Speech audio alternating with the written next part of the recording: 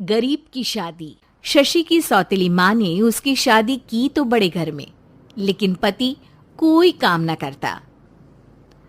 आप ससुर जी के साथ काम पर क्यों नहीं जाते?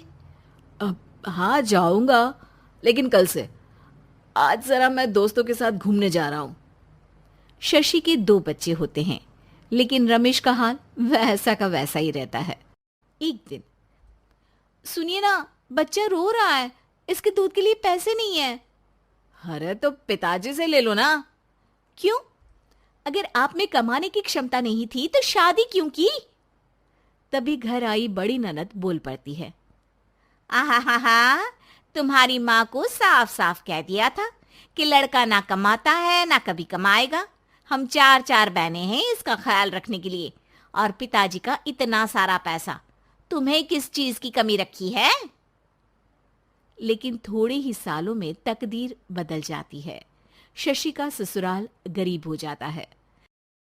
सब बिकने के बाद शशि अपने पति, बच्चे और सास के साथ किराए के मकान में आ जाती है। मैं कोई नौकरी करना चाहती हूँ दीदी। अरे इतने बड़े घर की बहू थी शशि, तुम नौकरी करोगी? नहीं नहीं नहीं नहीं। नहीं करूंगी तो घर कैसे चलेगा? बच्चों को भी तो पालना है ना। तभी शशि का भाई आ जाता है। शशि, ये ले राशन का सामान, किसी भी तरह की कोई भी जरूरत हो तो बताना। भाई, अब मैं नौकरी करूंगी। देख बहन, वैसे तो मैं तेरे साथ हूं, लेकिन हाँ, मैं ये भी चाहता हूं कि तू अपने पैरों पर खड़ी हो जा। शशि को एक प्ले स्कूल में छोटे बच्चों को संभालने की नौकरी मिल जाती है। एक दिन, शशि, मेरे स्कूल को अब तुम संभाल लो। मैं कुछ दिनों के लिए अपने बेटे के पास जा रही हूं। लेकिन प्ले स्कूल अकेले मैंने कभी नहीं संभाला है। अब ये सब मैं नहीं जानती। इतने महीनों में तूने जो देखा, बस पूरे आत्मविश्वास के साथ उसे करना। शशि नीलम के जाने के बाद पूरे 1 महीने उसका स्कूल अकेले संभालती है, और फिर एक दिन आता है जब वो अपना खुद का स्कूल भी खोल लेती है। वाह शशि, तुमने आज मेरा सर गर्व से ऊंचा कर दिया। तुम्हारा यही आत्मविश्वास तुम्हें बहुत आगे ले जाएगा। नीलम, बहुत आगे जाने की चाह नहीं है, बस ये छोटा सा स्कूल मेरे बच्चों की अच्छी शिक्षा में मेरी मदद करे, यही मैं चाहती हूँ। शशि थोड़े थोड़े पैसों से ही अपना परिवार पाल रही थी। एक दिन उसके घर उसकी बड़ी ननद आती है। अरे भाभी, घर में कूलर तो लगा लेती, मेरी माँ को कैसे पंखे में लिटा रखा है। अरे तो शशि कौन सा एसी लगा कर सो रही है, वो भी तो यहीं रहती है ना मेरे पास। ज्यादा यहाँ आकर मेरी बहू को परेशान न किया करो। हाँ हाँ, मुझे भी शौक नहीं है इस छोटे से घर में आने का। मैं तो बस ये बोलने आई थी कि मेरे बेटे की शादी है तो ननिहाल का जो नेग होता है वो ले आना। हाँ हाँ, जितना बनेगा कर देंगे, और ना हुआ ना तो वो भी नहीं करेंगे। तभी शशि बोल पड़ती है। अरे नहीं नहीं माँ जी, रीटा घर की बेटी है, उसके ससुराल वाले उससे शादी पर पूछेंगे कि मायके से क्या मिला। रीटा, तुम मुझे सामान की लिस्ट भेज देना, मैं पूरी कोशिश करूंगी कि तुम्हारी हर डिमांड को पूरा करे। अच्छा, मैं खाना लगाती हूँ। शशि ये बोलकर किचन में चली जाती है। धीरे धीरे कर शशि किसी न किसी तरह अपनी सारी ननदों की डिमांड भी पूरी करती, बच्चों की ख्वाहिशें भी, और उनकी पढ़ाई के लिए पैसे जोड़ती। एक दिन जब शशि का बेटा 12वीं पास करके आता है। माँ, अब तुझे काम करने की जरूरत नहीं है, मैं अब कोई ना कोई नौकरी करके पढ़ाई भी साथ कर लिया करूंगा। शशि को लगता है कि बेटा और आगे पढ़ाई करे, लेकिन वक्त की मार के कारण वो बेटे को काम के लिए हाँ कर देती है। अब बेटा एक बैंक में चपरासी बन जाता है। लड़का देखने में तो बड़ा अच्छा है, अंग्रेजी भी पटर पटर बोलता है, फिर चपरासी क्यों? लड़का सारी बात मैनेजर को बता देता है। अच्छा, तो मैं तुझे एक मौका देता हूँ, तू यहाँ रहकर दूसरे डिपार्टमेंट का भी काम सीख।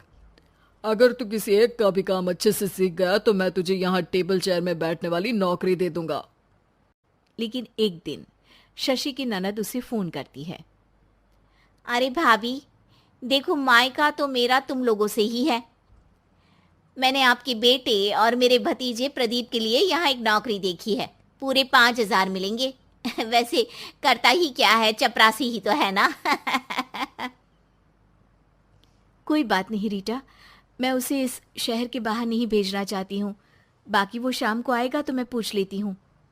वहीं प्रदीप मैनेजर की बात से खुश हो जाता है और मैनेजर के काम पर ही नजर रखने लगता है। वो उनकी तरह के पेपर पढ़ता, काम करता और आने वाले लोगों की बातें सुनता। एक दिन बैंक में ऑडिट वाले आते हैं। ये गलत है, पूरी बैलेंस शीट नहीं मिल रही है, कहीं ना कहीं गड़बड़ है। ए मैनेजर, क्या करते हो? बैंक के पैसों का हिसाब सही नहीं है। मैनेजर के पसीने छूट जाते हैं। तभी प्रदीप वहां जाता है। अब क्या मैं ये बैलेंस शीट देख सकता हूँ? अरे बेटा, मजाक नहीं, जाओ पानी लेकर आओ एक गिलास। प्रदीप मैनेजर को पानी लाकर देता है और फिर ऑडिटर से कहता है, देखिए सर, मैं आपको बता सकता हूँ कि कैसे बैलेंस शीट को आप लोग गलत तरीके से जोड़ रहे हैं। ऐसा बोलकर प्रदीप एक एक कर सारे डाउट क्लियर कर देता है। अरे हाँ, ये तो पॉइंट हमने देखे ही नहीं थे। गुड, कौन है ये बच्चा? तभी मैनेजर बोल पड़ता है, अब हमारे यहाँ अकाउंट में नया आया है। ऑडिटर के जाने के बाद, वाह प्रदीप, आज तो तुमने मेरी नौकरी बचा ली। और आपने भी तो मेरी नई नौकरी लगा दी, अकाउंटेंट की। बस फिर क्या था, प्रदीप ने एक बार जो सफलता की सीढ़ी चढ़ी, बस चढ़ता ही चला जाता है। फिर एक दिन शशि की ननद, अरे भाभी कैसी हो? घर को तो बड़ा ही सुंदर चमका रखा है। अरे बेटी, कैसे आना हुआ? तू तो इस छोटे से घर में आना भी नहीं चाहती थी। कोई खास काम है क्या? अब हाँ, वो माँ, मेरा जो मजला बेटा है ना, वो अकाउंट से पढ़ाई कर रहा है, तो प्रदीप से बोलकर उसकी भी कहीं अच्छी नौकरी लगा दो ना। सास और शशि समझ जाते हैं कि कैसे पैसे आते ही लोगों के बात करने के तरीके से लेकर रिश्ते निभाने तक में बदलाव आ जाता है।